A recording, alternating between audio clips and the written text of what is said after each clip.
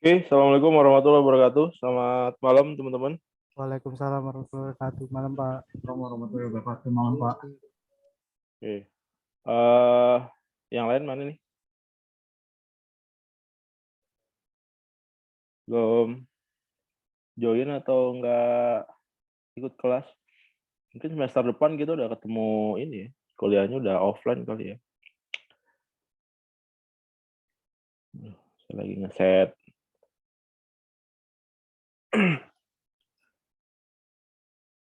Set background dari tadi. Oke.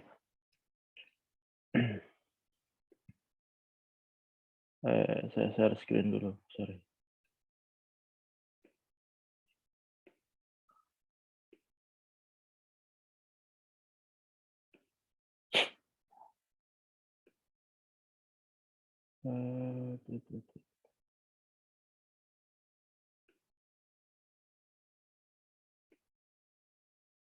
Supporter.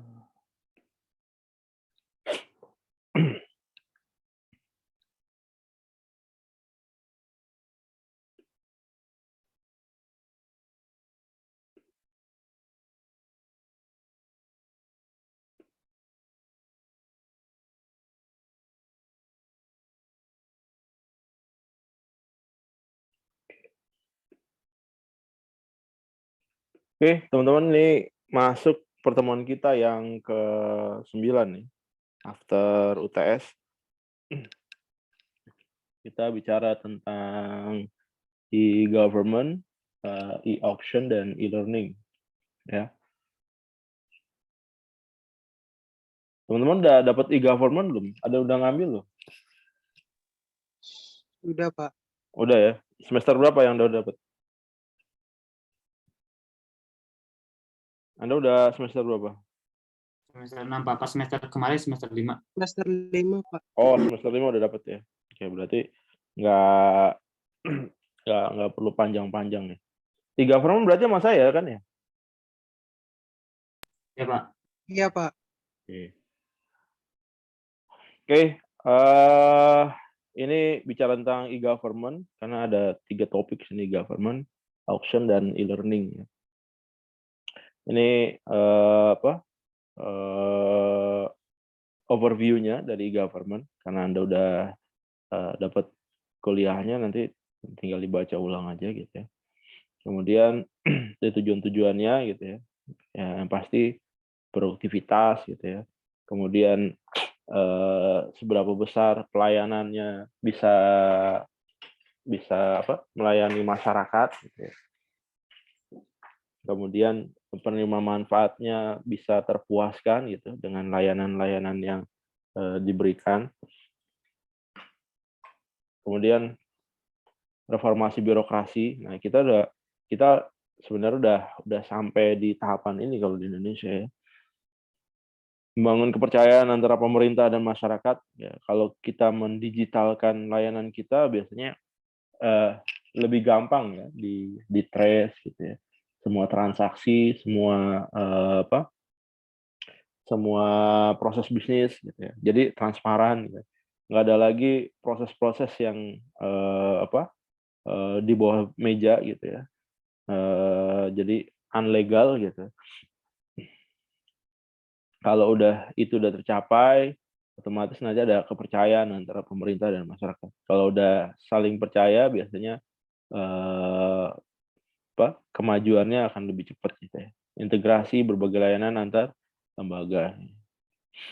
Oke, ini kemarin materi yang saya ajarkan itu dari UNESCAP gitu ya. Ini karakteristik materi e-government ya. Saya ambil dari UNESCAP. Ini karakteristik of good governance nih menurut UNESCAP. Jadi ada consensus oriented gitu ya, participatory gitu. Kemudian follow the rule law.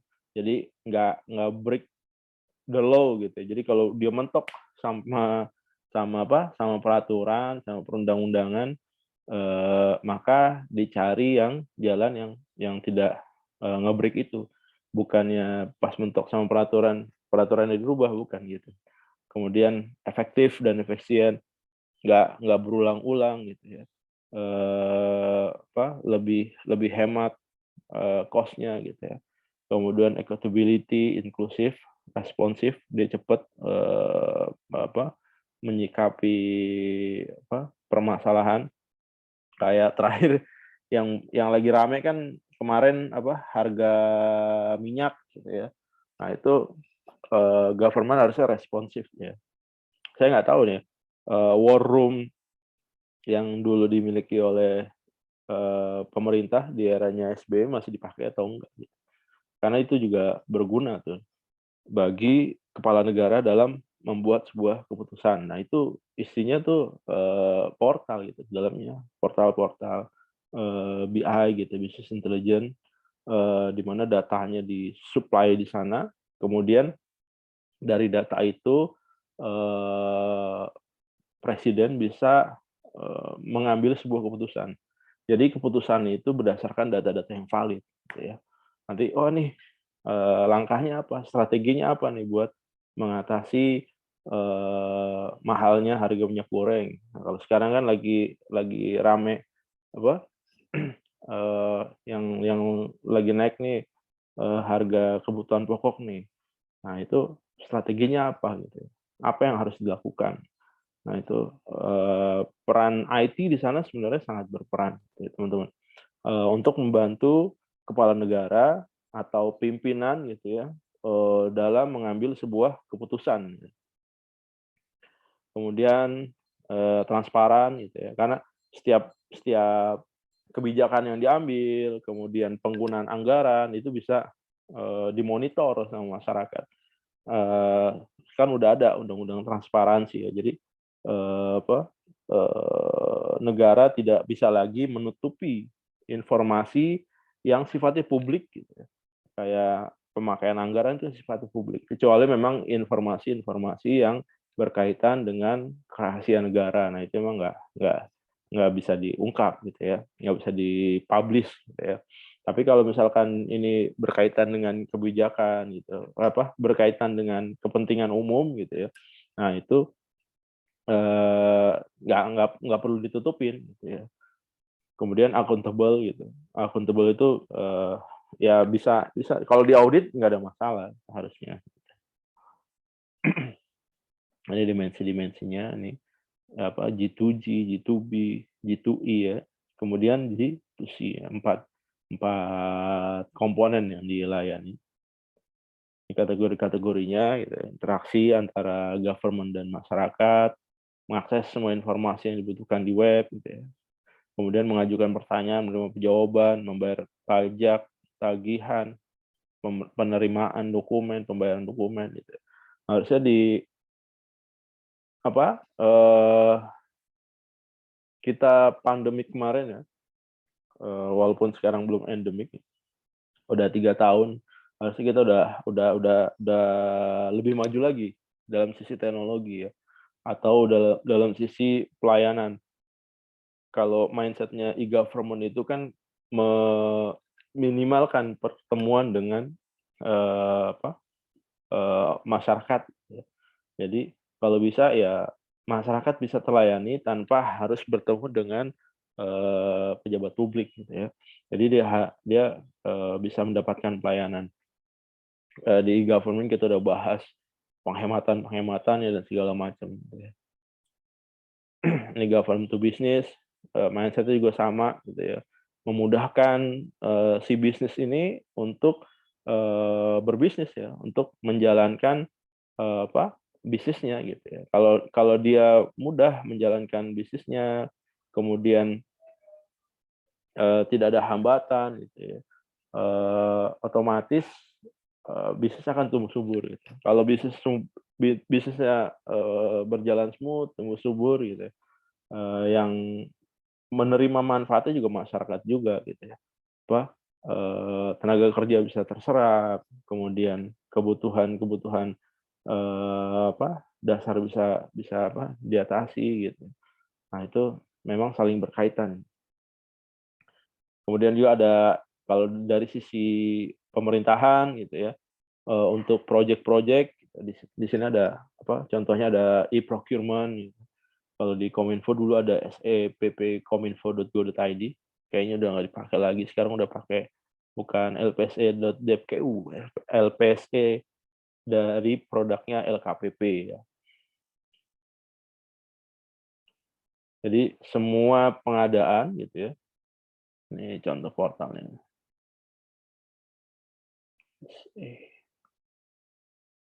Ini lpse.lkpp.go.id.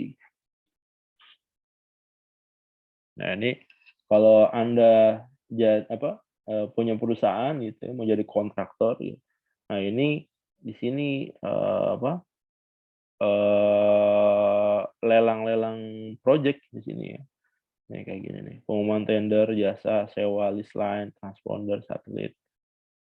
Pemenang tender, pembangunan pembangkit. Gitu. Dan ini setiap daerah, setiap kementerian gitu ada gitu ya teman-teman ya. Ini konsultasi, asesmen kompetensi dalam rangka rekrutmen pemberian keterangan ahli pengadaan barang dan jasa, macam-macam lah. Mulai dari ngecat gedung gitu ya, ngebersihin gedung. Nah ini masuk ke sini ya untuk nilai di project untuk project dengan nilai-nilai tertentu. Ada batasan-batasannya. Kalau berapa puluh juta gitu dalam range 1 tahun, maka dia harus menggunakan LPSE. Ini portalnya kayak gini. Di sini nggak keluar ya.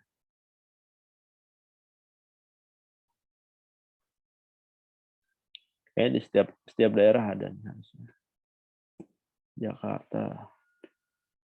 Nah ini kan lpse.jakarta.go.id.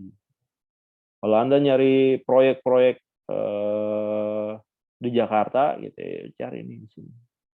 Ini nah, pengadaannya apa? Pengadaan peralatan lab, pengadaan suku cadang, gitu. Pengolahan air, pengadaan bahan kimia.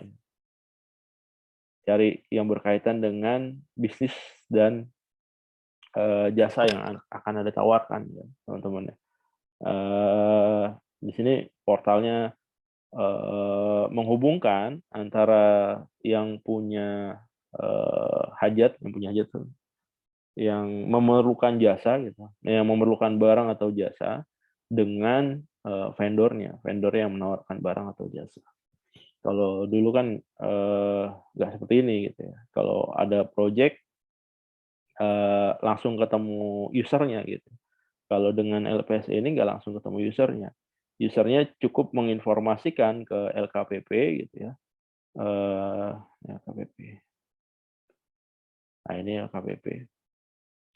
User sama dia, yang buat LKPP, yang manage LKPP. Jadi usernya itu nginfoin ke LKPP bahwa saya ada pengadaan ini loh, A, B, C, dan seterusnya gitu. Nanti LKPP publish pengumuman tender di sini gitu ya. Nanti begitu publish, nanti ada vendor yang akan apply proposal gitu ya, proposal penawaran dan segala macam. Gede banget nih. 15 miliar. Nah, ini isinya kayak gini ya. Sewa list line.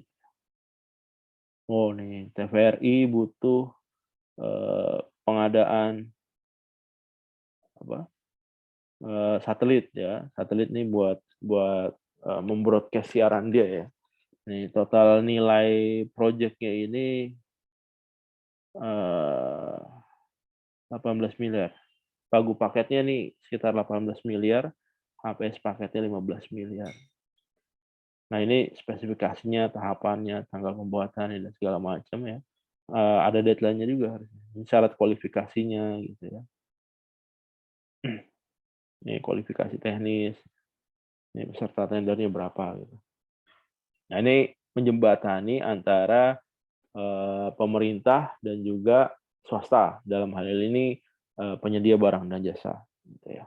Ada juga sebaliknya gitu ya. Kalau ini kan dari pemerintah ke bisnis. Ada juga dari bisnis ke pemerintah. Contohnya apa? Contohnya pembayaran pajak gitu ya. Itu contohnya. Perizinan, nah itu juga. Ada juga modelnya G2G ya, government to government. Karena memang nggak menutup kemungkinan ya antara unit-unit pemerintah, kementerian, lembaga, dan daerah atau disingkat KLD gitu ya, itu saling membutuhkan ya.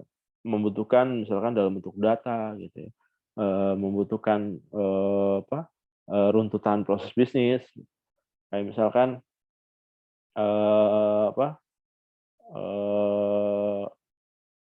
mengurus akte lahir gitu kan, itu kan ada rentetan yang mulai dari kelurahan sampai ke kecamatan gitu ya, sampai ke dukcapil gitu ya. Nah itu kan melibatkan beberapa tempat gitu ya. Nah, itu butuh ada elaborasi data di sana. Biar apa? Biar masyarakat ngurusnya nggak susah gitu ya. Tujuannya gitu, integrasi data. Jadi tujuannya begitu dia ngurus sekali, dia langsung bisa mendapatkan pelayanannya. Ini kategori government yang mencakup kegiatan dalam unit-unit pemerintah dan antar pemerintah. Kemudian government to employee ini sistem informasi kepegawaian ya. Dia ngurusin cuti, dia ngurusin daftar hadir gitu ya. Kayak di era pandemik gitu, itu beberapa PNS mungkin atau mungkin mayoritas PNS gitu ya. Sistem absensinya nggak pakai fingerprint lagi ya, dia harus datang ke kantor terus nge-tap jarinya, nggak gitu. Dia bisa melakukan absensi secara online, tapi di durasi di sekitar kantornya gitu. Misalkan karena ini PPKM level 3, maka bagi karyawan atau PNS yang sudah berada di lingkungan dengan jarak 10 kilometer dari pusat kantor, maka bisa melakukan absen. Nah gitu. Itu kan peran dari portal juga gitu ya. Kalau nggak ada portal nggak akan bisa terrealisasi hal-hal seperti itu gitu ya. Oke. Nah, implementing e-government transformation process gitu ya. Ada 6 tahapan gitu ya. Ada publishing, diseminasi gitu ya. Kemudian ada official transaction ya, using legally valid digital signature. Nah, sekarang udah eranya digital signature ya, teman-teman.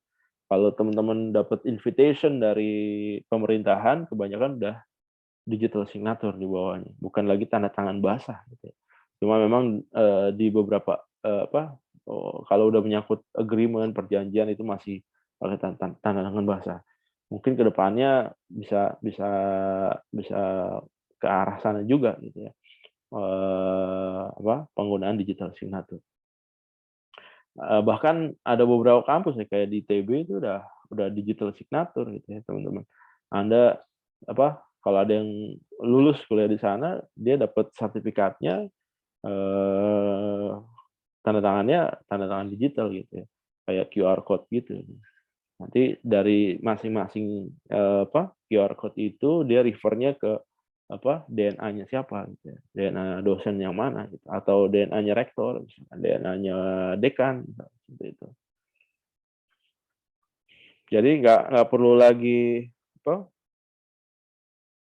repot-repot legalisir kalau seperti itu ya teman-teman ya. Tinggal pakai alat buat checkingnya aja untuk mengecek keabsahan dari digital signaturnya. Jadi tinggal di scan QR code-nya, dilihat bener nggak nih tanda tangannya profesor doktor siapa gitu ya. Nah itu lebih efisien lagi. Customer must be convinced that system keeps their information private. Ini memang jadi isu ya teman-teman ya, masalah informasi gitu ya. Karena kalau udah menyangkut masyarakat, ada hal-hal yang private ya, yang memang jadi berbahaya kalau misalkan data itu bocor, misalkan kayak nama Anda gitu ya, kemudian tempat tanggal lahir, nama istri misalkan, nama lengkap istri, nama lengkap ibu gitu ya. Kalau nama lengkap ibu kan urgen sekali teman-teman ya, berkaitan dengan Dengan nomor rekening misalkan.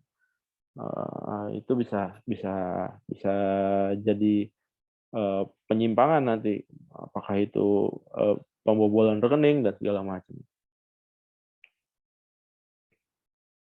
Ini ada multiple portal ya, ada customer centric government, enhanced service delivery, customer needs can cut across department boundaries. Nah ini yang tadi saya bilang ya, kalau misalkan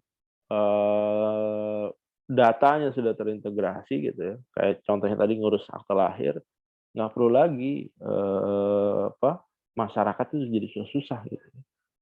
Bahkan begitu keluar dari rumah sakit itu dia udah dapat akte lahirnya dalam bentuk digital gitu. Kan sekarang kartu keluarga pun dalam bentuk digital ya teman-teman ya. Kalau Anda punya kakak di rumah dicek aja tuh. Digital versionnya udah ada, udah ready.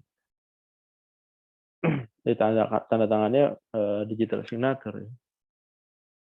Di portal personalisasi ya. Customer can access a variety of service at a single web. Ya, harusnya kita punya ada indonesia.go.id. Udah ada belum ya? Go.id. Ada ya teman-teman.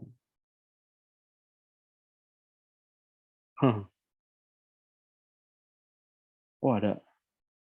Nah ini indonesia.go.id. Lama banget ya.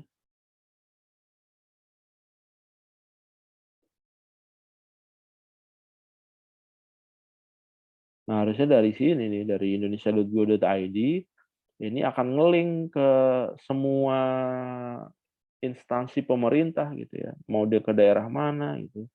Nggak cuma, ini mah portal biasa. Sayang banget ya. Lihat pendidikan. Nah ini mah informasi. Nih. Ini sekedar ini ya portal informasi ya teman-teman. Tidak memberikan pelayanan. Saya pikir begitu klik pendidikan, dia akan mengarah ke portalnya Dikbud gitu ya. Ternyata enggak. Hanya tulisan-tulisan doang. Sayang. Pelayanan kesehatan. Nggak ada ya.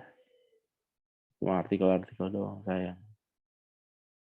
Nah, harusnya dari indonesia.go.id ini bisa spread ya kemana aja gitu. Jadi kalau saya tinggal di Palembang gitu, saya mau bikin akte lahir gimana sih caranya ya? Buka aja indonesia.go.id, tinggal pilih di sana ada menu daerah misalkan mengarah ke mana, ke provinsinya gitu ya. Dari situ, dari provinsinya nanti tinggal ambil layanannya, mau ngambil apa nih, perizinan kah, perizinan usaha ataukah berkaitan dengan kependudukan gitu. Ada bikin KTP, bikin kartu keluarga, pindah kartu keluarga, seperti itu. Kalau ini cuma portal informasi. Namanya juga cuma portal informasi Indonesia ya. Sayang, teman-teman. Ini oke, kemudian ini clustering common service ya. Real transformasi dari government structure text step here. Kemudian customer see a unified package instead of one disparate service. Nah, ini jadi dikelompokin ya. Yang service-service yang berkaitan clustering. Ini full integration. Full integration. Jadi semua ya ini harusnya dari sini jadi full integration. Bisa kemana-mana nih. Nah, ini sekedar ini ya, portal informasi. Lapor ini apa? Lapor. Wah, lama banget di situ sih. Nah, oh dia nge-record nih. Record data nih.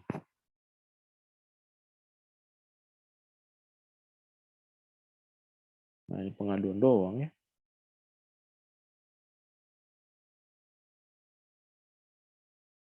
Jumlah laporan. Coba kita lihat apa dalam portalnya.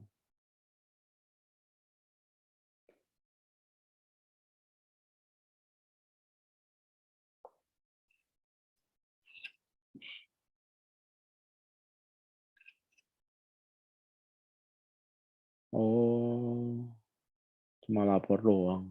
Oke. Saya pikir masuk ke layanan yang diberikan ya. Begitu saya pilih Kemenhub misalkan, ini masuk ke layanan yang diberikan oleh Kemenhub apa aja gitu ya. Ternyata enggak. Oke. Sisanya sih kayaknya cuma informasi-informasi aja. Nah, ini informasi juga ya. Ini kayak situs pencitraan aja nih. Oke. Oke, ini stage e-government ya. Publishing informasi, two-way transaksi. Nah, kalau kita ngelihat ini ya, teman-teman ya, ini cuma publishing information aja. Berarti boleh jadi kita masih tahapan ini ya. Dan masih di stage 1. Oke. Kalau stage 2-nya udah two-way transaction. Jadi udah ada dua arah ya hubungan dua. Kemudian ada multi-purpose portal, portal personalisasi, clustering common, atau yang keenam full enterprise transformation. Ya kita berharap lah kita bisa sampai ke stage 6 ini ya. Supaya portal-portal yang ada gitu ya. Kayak sekarang Anda mau nyari layanan yang berhubungan dengan kebutuhan Anda, mungkin Anda harus browsing dulu ya. Saya mau ngurus KTP nih, mau pindah KTP dari pindah tempat tinggal. Anda kampungnya di mana nih? Saya kampungnya di Kalimantan, gitu ya. Kalimantan Selatan. Saya mau pindah ke Jakarta. Gitu ya. Anda browsing dulu. Atau boleh jadi nggak bisa diurus secara online, Anda harus datang dulu, harus flight dulu ke kampung Anda, misalkan di Kalimantan, udah selesai di sana, cabut berkas, balik lagi ke Jakarta buat submit berkas, ya efisiensi. Kalau itu bisa dilakukan secara online atau satu kali ketemu, ya cukup sekali aja, misalkan Anda mau pindah dari Kalimantan ke Jakarta, ya udah cukup ngadep aja Dukcapil yang ada di Jakarta, gitu ya. Nanti dari ID Anda diketik, misalkan dari ID KTP Anda diketik, cek validasinya gitu ya. Oh benar nih, warga dari sana gitu ya. Ya udah langsung dari pengajuan Anda tinggal dicabut aja dari Kalimantan Selatan pindah ke Jakarta. Jadi cukup satu kali ketemu, gitu ya. Atau mungkin nggak perlu ketemu, gitu ya. Pakai online aja. Proses verifikasinya pakai gerakin kepala gitu ya, nganggu-nganggu kepala misalkan. Pakai kan sama kayak kita bikin KTP, kita udah direkam semuanya. Face kita, sidik jari gitu ya. Tanda tangan gitu. Kita disuruh goyang-goyang kepalanya. Nah, itu harusnya bisa dimanfaatkan. Kalau integrasi datanya sudah menyeluruh, harusnya itu bisa sangat bermanfaat, teman-teman. Karena next-nya bisa jadi dari ID KTP itu related kepada kepada ID rekening tabungan Anda gitu. Coba aja sekarang Anda punya berapa tabungan di bank. Anda punya di 3 bank, maka Anda punya 3 nomor rekening. Ditambah lagi Anda punya nomor ID KTP. Kemudian ditambah lagi Anda punya nomor SIM. Nomor SIM A, nomor SIM B, kalau ada SIM C, nomor SIM C gitu. Kemudian ada lagi ID apa lagi nih? Di komplek Anda ada one gate system gitu ya. Masuknya pakai kartu, maka Anda punya lagi ID komplek misalnya. Sebenarnya kan cukup satu aja gitu ID, ya udah satu aja ID. Anda mau pakai di SIM, KTP, gitu, paspor, gitu, atau dimanapun ya itu ID-nya. Gitu. Mau di bank, gitu. Atau related kemana? Ke nomor handphone Anda gitu ID-nya. Kan sekarang udah unik ya nomor telepon. Nggak mungkin satu nomor ini, wah ternyata nomor ini yang punya 2 orang nih, nggak mungkin. Kayaknya saya belum pernah nemuin ya yang seperti itu. Ya udah related kemana? Ke nomor handphone. Ataukah related kemana ke ID KTP. Asal unik nanti kita bisa trace. Dari situ kita bisa tahu nih, oh si A ini parent key-nya yang mana nih. Nanti bisa ditelusur tuh ya teman-teman ya. Anda itu turunannya siapa tuh? turunannya Prabu Siliwangi kah, turunan siapa gitu ya. Nanti bisa ke-trace ya kalau dari sistem, wah ini ID ini ada korelasi dengan ini ya, ada korelasi dengan ini. Jadi gampang gitu ya teman-teman ya untuk men-trace silsilah Anda gitu, itu kan mudah. Atau mungkin nanti ke depannya Anda punya punya anak, punya cucu banyak gitu ya. Anda bisa anak cucu Anda bisa nge-trace nih, kakeknya siapa, neneknya siapa gitu ya. Dari apa? Dari sistem informasi.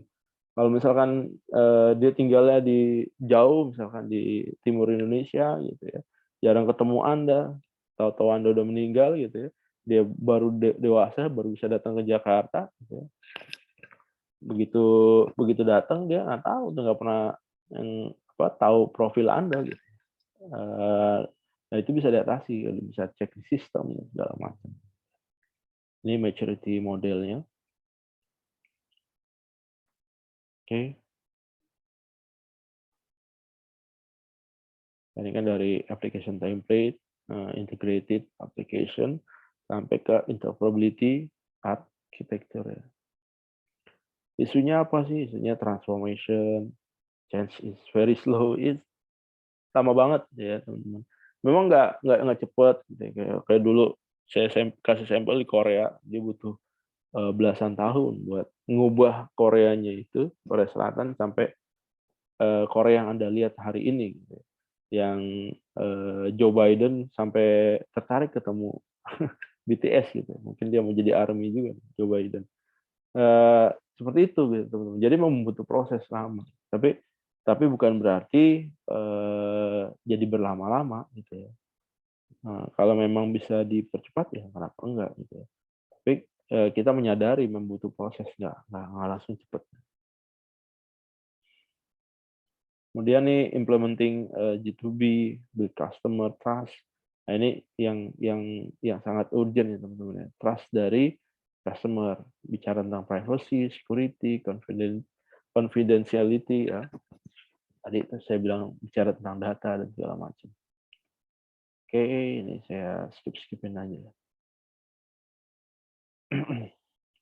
Nah, ini masuk ke online publishing nih. Penyedia surat kabar, majalah, berita, musik, video, informasi. Nah, sekarang udah ngarah ke digital ya teman-teman. Kalau Anda lihat bisnisnya media-media besar gitu, media-media TV ya, kayak MNC gitu ya, FIFA, kemudian grupnya MTech gitu ya, itu udah mengarah ke digital advertising. Karena trennya ke arah sana. Usernya itu orang dulu nonton TV gitu ya. Dia nungguin misalkan sinetron A dia tayangnya setiap jam 8 malam ya, dia tungguin jam 8 malam. Tapi kalau sekarang nggak gitu. Sekarang orang nggak akan mau disuruh nunggu. Gue nanti jam 8 mau nonton sinetron A, enggak. Kalau begitu ceritanya dia nggak punya waktu karena waktunya sangat sibuk gitu ya. Jadi dia nonton pas saat waktunya luang gitu. Begitu dia luangnya jam 2 siang, ya udah dia nonton jam 2 siang. Dan dia nonton acara favoritnya dia gitu. Gue suka sinetron A nih, ya udah gue nonton jam 2 siang aja. Nggak perlu nunggu jam 8 malam gitu ya. Gitu. Digunakan menyebarkan informasi serta melakukan transaksi penjualan secara interaktif. Termasuk materi informasi yang dapat di-custom oleh pengguna secara berbayar ataupun bebas biaya. Oke. Yang publishing ya. Ini publishing mode-nya, newspaper, magazine, news, textbooks, music, artwork, video clip, movies, segala macam. Publishing method-nya bisa online archive, kemudian new medium, publishing intermediation, dynamic, just in time. Sekarang udah lebih spread lagi ya teman-teman dalam memberikan mempublish sesuatu. Content provider, distributor, ya. Challenges moving into areas with less developed infrastructure. Nah, ini contoh-contohnya. Digimark dan segala macam.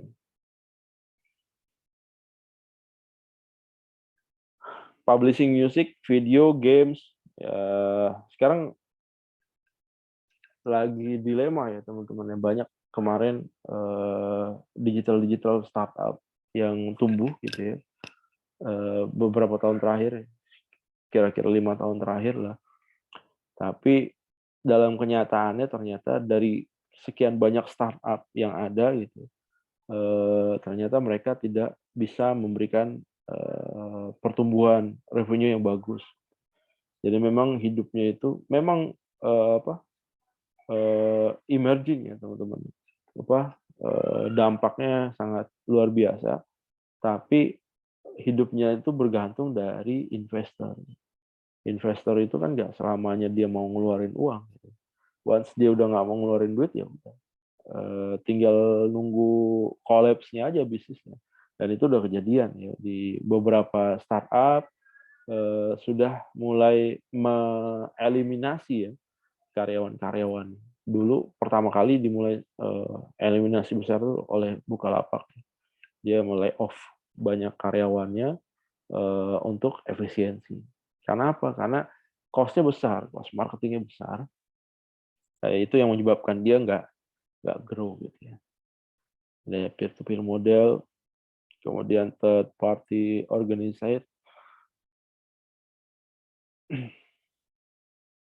kemudian ada edutainment, kombinasi education dan entertainment. Nah, ini di package ya. Nggak tahu ya Ruang Guru masuk edutainment atau enggak ya? Atau yang terbaru Zenius ya, masuk edutainment atau enggak ya? Dia join dengan Primagama. Tujuannya biar apa? Biar pelajarnya itu bisa tertarik ya, dengan pelajaran yang memang dikemas menjadi sebuah hiburan ya. Jadi sebuah game gitu ya. Dia belajar. Nah, kedepannya juga bisa jadi kuliah-kuliah di kampus gitu ya. Itu akan ngarah ke sana juga gitu, teman-teman. Kalau sekarang Anda sudah mulai terbiasa ya, setengah dari pertemuan Anda menyimak video aja gitu. Dan boleh nggak jadi, bisnis proses boleh jadi juga, bisnis proses ke depannya akan seperti itu ya teman-teman. Jadi dosennya itu nggak terikat di satu universitas saja. Dia cukup bikin recording perihal kuliahnya gitu ya. Dari pertemuan pertama sampai pertemuan ke-16 ada silabusnya gitu ya. Kemudian nanti dari hasil recording voice dan videonya gitu. Kemudian ada dokumen-dokumen pendukung, dokumen materi dan segala macam, itu tinggal dijual aja kepada siapa? Kepada kampus-kampus. Dan kampus A nih ngambil mata kuliah A dari Profesor A, misalkan. Ditarik, gitu ya. Udah, tinggal masuk package di situ. Nanti Anda pilih SKS, sudah tinggal lihat. Nanti materinya udah tinggal Anda download, Anda baca gitu ya. Materi-materi yang disajikan. Nanti di pertengahan semester Anda tinggal ujian aja. Cuma resikonya adalah belajar seperti ini ada yang benar-benar serius belajar gitu ya. Ada juga yang memang menjadikan ini jadi sebuah peluang gitu ya, teman. Peluang cuma titip absen aja gitu ya. Atau memang nggak pernah hadir di kelas gitu ya. Ada beberapa dari Anda mungkin nggak pernah hadir kuliah online, nggak pernah nyimak video gitu ya. Kemudian nggak ngerjain tugas, nggak ngerjain kuis gitu, tahu-tahu ujian aja. Nanti berharap di akhir semester akan lulus. Nanti ya tergantung dari masing-masing dosen. Setiap dosen dia punya rules-nya masing-masing. Mungkin ada beberapa dosen ya oke aja, fine. Tapi ada beberapa dosen juga yang nggak bisa terima itu. Gitu. Dosen saya di UI itu kalau dia online mahasiswanya tuh harus open video gitu ya. Dan dia harus di ruangan tertutup gitu. Once misalkan once pernah kejadian gitu, mahasiswanya baru balik kerja lagi di busway, dia online gitu. Kemudian open video dilihat, loh kok background-nya kayak bis gitu. Ditanya lagi di mana, lagi di busway. Ya udah disuruh keluar tuh. Disuruh keluar dari room gitu ya. Tidak diperkenankan mengikuti perkuliahan. Jadi masing-masing dosen beragam-ragam ya. Kalau saya termasuk yang fleksibel aja gitu. Inti dari belajar itu kan Anda bisa mengerti mata kuliahnya, bisa nyimak apa yang dipelajarin gitu.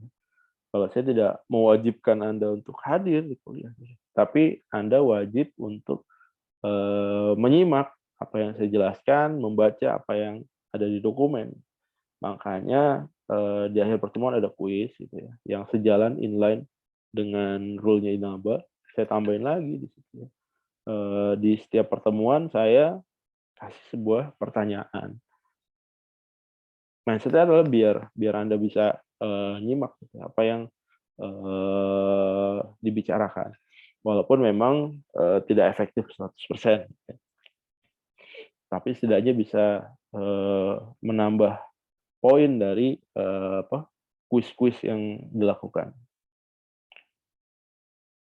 Kemudian ada electronic book gitu ya, atau e-book. Ini juga udah mulai rame ya belakangan. Kalau dulu eranya saya kuliah nggak ada e-book gitu ya, masih pakai buku-buku hard copy gitu ya. Kalau kita belajar atau pas nulis skripsi gitu ya, ya udah cari buku-buku bekas gitu ya. Kalau memang bukunya harganya mahal gitu ya, karena beli bukunya aja gitu, satu buku 1 juta gitu. Kalau beli yang baru ya, kalau di kantong mahasiswa nggak masuk. Akhirnya cari yang fotokopian, tapi masih bisa dibaca. Kalau emang itu nggak dapat, ya udah kita nyari ke Senen gitu ya, ke pasar Senen, pasar buku. Cari buku-buku yang second. Ya. Harganya lebih miring gitu. Buku 1 juta di Senen itu bisa cuma 200.000. Cuma memang kertasnya nggak sebagus kertas baru karena memang buku bekas gitu ya. Kita beli cuma 200.000, 100.000. Kalau sekarang lebih gampang lagi Anda gitu ya. Anda nggak perlu ke Senen, mungkin pasar Senen saya nggak tahu hari ini yang jual buku-buku masih ada apa enggak. Kalau sekarang Anda cukup browsing aja, cari aja browsing di internet gitu ya. Sering-sering browsing gitu ya. Nanti Anda ketemu portal yang memang menyajikan isinya tentang referensi e-book ya. Bahkan ada e-book yang berbayar sebenarnya. E-book itu dijual, tapi di sana dikasih gratis gitu. Itu ada itu. Beberapa portal yang menyajikan itu. Kalau udah ketemu kayak gitu ya udah tinggal save aja di browser Anda. Once Anda nyari buku ya sana lagi. Portable ya, convenient to carry. Jadi bisa dibawa kemana-mana. Kemudian mudah disimpan gitu ya. Anda punya buku gitu, kemudian Anda langganan cloud di Google gitu ya. Kapasitas 200 GB udah masukin aja ke Google gitu. Anda nggak perlu lagi mikirin space nyimpen bukunya di mana gitu ya. Once Anda lagi di suatu tempat ya udah tinggal akses aja cloud-nya Google. Dan itu bisa can update frequently gitu. Content up to the minute information, easy to search ya. Gampang search-nya ya. Anda nyari isu tertentu tinggal Ctrl F kemudian cari isunya apa. Langsung diarahin ke halamannya. Kalau buku hard copy kan susah. Anda harus balik. Mana nih? Anda harus baca satu-satu gitu, dengan teliti. Tapi kalau dengan digital book ya itu akan lebih gampang. E-learning Anda udah pakai juga gitu ya. Manfaatnya Anda udah rasakan gitu ya. Kenapa pakai e-learning ya? Nah ini kuliahnya bisa diakses kapan aja, fleksibel ya. Materi pengajaran lengkap, multimedia gitu, buat bagi dosen gitu ya. Kalau bagi mahasiswa ini fleksibel kapan aja. Kayak sekarang Anda kuliah kapan aja gitu. Kalau di mata kuliah saya, ya Anda kuliah kapan aja. Anda saya sempatnya jam 5 pagi Pak habis sholat subuh. Ya silakan. Tinggal buka rekamannya aja di YouTube gitu. Kemudian Anda jawab pertanyaan, kerjaan kuisnya ya udah. Seperti itu kalau kuliahnya online gitu ya. Efek positifnya meningkatkan kemampuan akademik. Positifnya itu teman-teman. Tapi kalau negatifnya kalau Anda nggak aktif ya udah. Anda lulus S1 hanya dapat ijazah aja. Sayang teman-teman. Nanti begitu Anda dites kerja Anda nggak ngerti apa-apa. Gitu ya. Ditanya tentang integrasi data, ditanya tentang bahasa pemrograman, basis data, gitu ya. Database Anda nggak ngerti gitu. Sayang. Anda spend duit Anda selama 4 tahun, 5 tahun gitu ya. Kalau per semesternya 8 juta, kuliah Anda 4 tahun gitu Anda, paling cepat. Berarti 8 juta kali 8. 8 kali 8 64 juta, teman-teman ya. Anda ngeluarin duit 64 juta hanya untuk selembar ijazah aja. Tapi Anda nggak punya knowledge apapun. Sayang banget. Kalau kalau saya jadi Anda gitu ya, kalau cuma nyari ijazah aja mendingan duit 64 juta itu dibikin usaha aja. Maka akan lebih cepat grow-nya gitu. Ketimbang Anda harus kuliah hanya dapat ijazah. Oke, bagi dosen materi pengajarannya lengkap, media, hemat waktu, biaya, kemudian waktu saya sebagai dosen bisa lebih banyak. Saya bisa riset, saya bisa proyek di luar gitu ya. Saya bisa ngerjain kerjaan gitu ya. Oke, kemudian bagi universitas, manajemen dan penggunaan ulang. Ya kayak gini kan sebenarnya kuliah yang direkam ini, once misalkan si Inaba ini nggak butuh saya lagi bisa aja. Gitu. Dia hanya misalkan bayar royalti aja atas rekaman atau atas voice atau video yang saya punya. Gitu. Bisa juga gitu, seperti itu. Maka efeknya apa? Efeknya cost-nya dia akan lebih kecil ya, teman-teman. Oke, pergeserannya ya dulu bicaranya one way, gitu. Kemudian two way, dulu one way dosen ngoceh aja, mahasiswanya ngeliatin, dengerin, nggak ngapa-ngapain gitu. Kemudian berkembang menjadi two way gitu ya. Ada interaksi antara dosen dengan mahasiswa, kemudian menjadi interaktif multi way gitu. Ada online lab melalui internet gitu.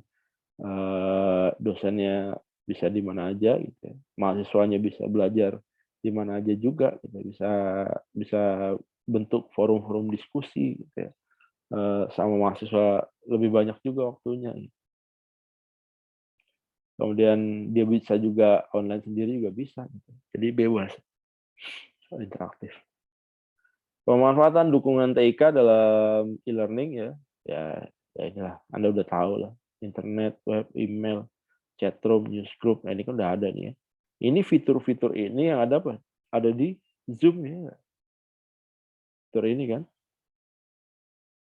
Nah ini distance learning ya, virtual university ya.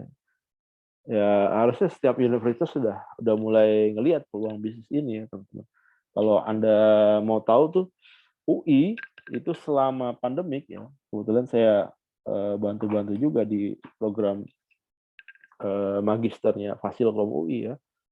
Itu selama pandemik mahasiswanya membludak teman-teman. Ada mahasiswa-mahasiswa yang memang waktunya terbatas untuk kuliah, jadi dia memanfaatkan kondisi pandemi ini untuk mengupgrade knowledge-nya dia. Dia kuliah, hasilnya apa? Hasilnya kelasnya dulunya cuma satu kelas 30 orang gitu ya. Saya pernah ngalamin satu kelas itu hampir 60 orang. Karena memang overload. Peminatnya jadi lebih banyak. Seperti itu. Virtual university gitu ya. Dia ngambil kelas dari rumah, kuliahnya dari internet. Anda sekarang ini beberapa tahun terakhir virtual university, mungkin mayoritas dari Anda mungkin boleh jadi belum pernah ngerasain kuliah di kampus bisa jadi. Kalau semesternya semester 6 harusnya pernah kuliah di kampus mungkin beberapa minggu ya, atau 1 semester aja. Sisanya online. Kalau Anda online-nya santai ya seperti yang saya bilang di awal gitu. Boleh jadi Anda keluar dari kampus nanti lulus ya cuma dapat ijazah aja gitu, sayang. Ini efek of e-commerce force the education ya. Kemana-mana lah teman-teman ya. Kalau udah online ini. Kemudian ada knowledge management, ya, mekanisme untuk kelola knowledge, ilmu pengetahuan. KM ini di era saya ngambil S2 tuh udah mulai merging juga ya di 2011-an gitu ya. Jadi udah mulai banyak dipakai gitu.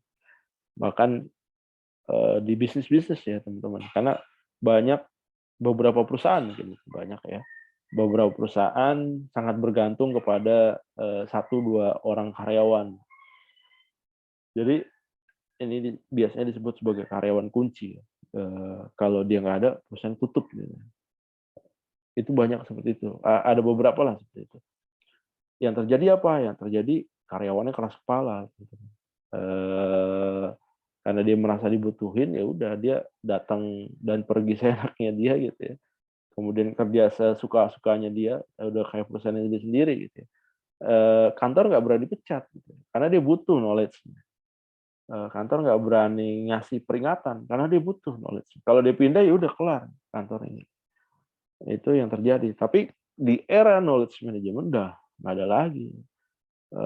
Portal knowledge management itu bisa memberikan informasi atas knowledge semua karyawannya. Aset kantor itu, aset perusahaan itu kan adalah otaknya karyawan. Gitu ya. Kalau otaknya karyawan dipindahin gitu ya, ke dalam sebuah sistem, gitu, ya udah karyawannya sebenarnya mau di layoff kapan aja bisa aja. Karena apa? Karena knowledge-nya dari dalam. Gitu. Once misalkan karyawannya itu pindah, kemudian ganti yang baru, ya udah ganti. Yang orang yang baru tinggal suruh buka knowledge management-nya aja. Gitu. Yang berkaitan dengan role-nya dia. Gitu. Nanti dia lihat, dia pelajarin. Gitu ya. Biasanya orang bisa belajar sekitar 1-2 bulan. Awal-awal dia mungkin masih bingung. 1 bulan dia udah mulai leluasa gitu ya. 2 bulan dia udah mulai menguasai. Seperti itu. Knowledge management ini bisa menjembatani itu ya. Online advice, consulting ya, medical advice, management consulting kan sekarang udah zaman juga ya. Dokter-dokter gitu ya. Buka online konsultasi ya. Dan biayanya lebih murah. Kalau Anda datang langsung ke rumah sakit, kena charge 500.000. Kalau online, konsultasinya cukup 200.000. Lebih ekonomis ya teman-teman. Dengan ini boleh jadi nanti kesehatan untuk semuanya gitu. Anda ada portal-portal yang berkaitan dengan itu yang bisa menyediakan memfasilitasi konsultasi antara pasien dengan dokternya gitu ya, itu akan membantu. Gitu. Manajemen consulting, legal advice, urusnya apa ya? Financial advice. Kemudian yang terakhir ada e-auction. E-auction ini semacam auction itu kan lelang ya teman-teman. Jadi ditetepin harganya, saya buka harga barang A dengan harga sekian. Nanti bayarnya tinggal ngebid ya teman-teman. Harga berapa gitu. Nanti masuk ke harga tertinggi, itu dia sebagai pemenang. Dan e-auction ini modelnya sama seperti itu. Seperti itu. Jadi memudahkan ya, memudahkan. Tadinya dia harus ngumpul di pasar, gitu, harus ngumpul di sebuah ruangan, gitu. Yang ngebid harus tunjuk tangan, gitu, nyebutin angkanya. Sekarang udah enggak. Begitu dia ngebid pakai portal aja. Dibuka harga 300 gitu ya. Dia tinggal naikin 3,5, 400 dan segala macam. Nih auction proses ya, seller usually complete 4 phase process ya, searching and comparing ya. Kemudian getting start an auction, mulai pelelangan gitu. Mulai dari registrasi, partisipan profil, ya, listing, promoting, pricing, ya. Kemudian mulai bid watching, multiple bids dan segala macam. Ya sama konsep mungkin kayak sama jual beli saham mungkin ya. Harganya sekian gitu. Siapa yang lebih tinggi, siapa yang mau nawar lebih tinggi gitu ya. Ya, makin orang makin nawar lebih tinggi, harga saham makin tinggi. Kalau misalkan nggak ada yang mau nih, ada orang yang nawar lebih rendah gitu. Tapi kalau di lelang nggak bisa nawar lebih rendah. Mentoknya harga bawahnya ada dibatasi. Post action follow up ya. Payment metode-nya gimana ya, di luar pakai PayPal gitu ya. BitPay. Kalau sekarang di Indonesia banyak layanan pembayaran online, tinggal pilih aja gitu. Udah terhampar. Ini prosesnya ada seller, register gitu ya, kemudian ini bidder ya, listing, featuring, scheduling, pricing dan segala macam, bidding. Ya. Dan di sini ada administration, wasitnya lah. E-auction fraud ya. Bid shielding, they use phantom bidders to bid very high price when the auction begins. Nah ini apa ya? Ya ini biasanya di lelang-lelang tuh PHP. Karena emang nggak dicatat mungkin di awalnya peserta lelangnya yang ngebid ngasal-ngasal aja tuh. Naik terus harganya, tapi begitu close dia yang dapat, tapi nggak dibayar-bayar. Nah, ini auction fraud-nya, Anda bisa baca. Failure to pay the auction house, high shipping cost, ya begitu dia menang, ternyata wah biaya kirimnya lebih mahal nih. Handling fee-nya gitu ya. Failure to ship merchandise, loss damage, dan segala macam. Gimana cara memproteknya? Ya ada user identity verification. Ya, identitasnya dari peserta lelangnya harus jelas. Gitu. Background-nya harus jelas. Atau mungkin dia harus naruh deposit. Gitu ya. Misalkan lelangnya 1 miliar, dia harus naruh deposit 200 juta misalkan. Once dia ngebid, kemudian dia kabur, ya nggak bayar, ya udah 200 jutanya hilang. Trading service, video forum, ya.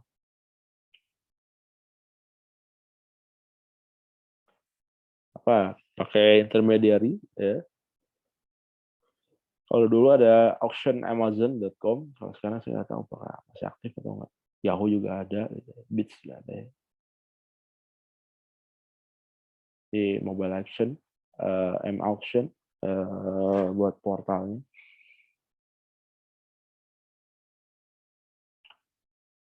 Feature-nya gimana? Ada global auction. Jadi lelangnya di Jakarta gitu ya, pesertanya dari mancanegara gitu ya. Strategic alliance put sellers and buyer together more directly, cutting out intermediary in market, strategic tool by both online and offline companies. Nah ini tugas dari teman-teman ya.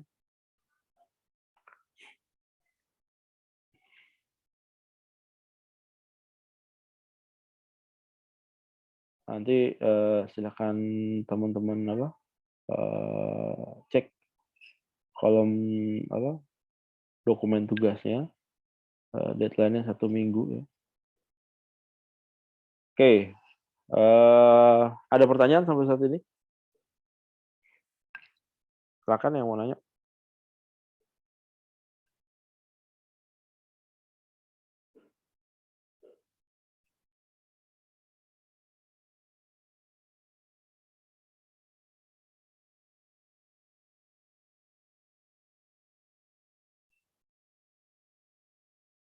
Silakan yang mau bertanya. Ada Pak. Nggak ada, oke. Kalau nggak ada pertanyaan untuk kuliah malam ini, silakan nanti Anda jawab di kolom komentar YouTube sebagai pengganti absen. apa keuntungan dari model pembelajaran e-learning? Apa keuntungan dari model pembelajaran e-learning? Nanti silakan Anda jawab di kolom komentar YouTube ya sebagai pengganti absen. Oke, teman-teman jangan lupa kerjaan tugas dan kuisnya. Kuisnya 1 minggu deadline-nya, tugas juga 1 minggu deadline-nya. Minggu depan kita kuliah by video. Kemudian kayaknya berubah ya. Kalau minggu kemarin sebelum UTS ganjil itu kita online atau video kalau nggak salah. Sekarang ganjil itu kita online. Oke, itu aja yang bisa saya sampaikan. Terima kasih atas perhatian dari teman-teman. Mohon maaf atas segala kekurangan. Selamat malam. Assalamualaikum warahmatullahi wabarakatuh. Waalaikumsalam warahmatullahi wabarakatuh. Terima kasih, Pak. Yo.